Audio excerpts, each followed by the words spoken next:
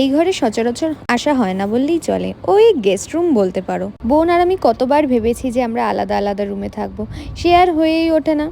আসলে জানিস আজ কি হয়েছে, ওই ব্যাপারটাই যদি আমাদের মধ্যে না থাকে তাহলে মনে হয় না যে দিনটা কমপ্লিটই হলো। Hey lovelies, welcome to my tiny little world, life in mini. দেখেছো ওয়েদারটা কি সুন্দর, খুব সুন্দর হাওয়া দিচ্ছিল, আর ওয়েদারটাও কেমন মেঘলা, ঠিক বৃষ্টি আসবে আসবে সেই মুহূর্তটাই।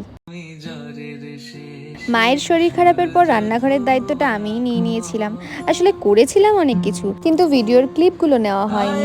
আসলে দুপুর 2টোর সময় স্নানে যাওয়ার মেয়ে তো আমি, তাই স্নান করে এসে দেখছি ওদের খাওয়া অলরেডি শুরু হয়ে গেছে। তারপর রান্না বান্না কমপ্লিট করে জামা কাপড় কাচতে দিয়ে চললাম ফেস প্যাক লাগাতে। ওদিকে আবার বাবার ডাকাডাকি শুরু হয়ে গেছে স্নান করতে যাওয়ার জন্য। হঠাৎ মা বললো একটু চানাচুর খাবে। আমি খুব একটা খাই না ঠিকই, কিন্তু মায়ের সাথে ভাগ বসাতেও কিন্তু ছাড়িনি। না, বিশ্বাস করো কোথাও নেমন্তন্ন ছিল না, শুধু একটু রিলস করছিলাম, তাই এত সাজগোজ। মায়ের রাতে ওষুধ ছিল, সেই জন্য তাড়াতাড়ি খেয়ে মা শুয়ে পড়বে বলল।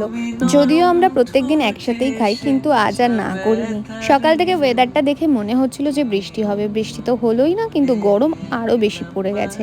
আমার বিছানা করাও অলমোস্ট কমপ্লিট। আমি তো মশারিতে একদম ঘুমোতে পারি না, কিন্তু আমার মা আবার মশারি ছাড়া ঘুমাতেই পারে না। বিছানা করতে করতে দেখলাম মায়ের খাওয়াও হয়ে গেছে, এরপর আমরাও বসে পড়লাম। আসলে সকালে পোস্তটা খাওয়া হয়নি, তাই এখন খেয়ে দেখলাম একেবারে খারাপ হয়নি। এবার আসি, বাই।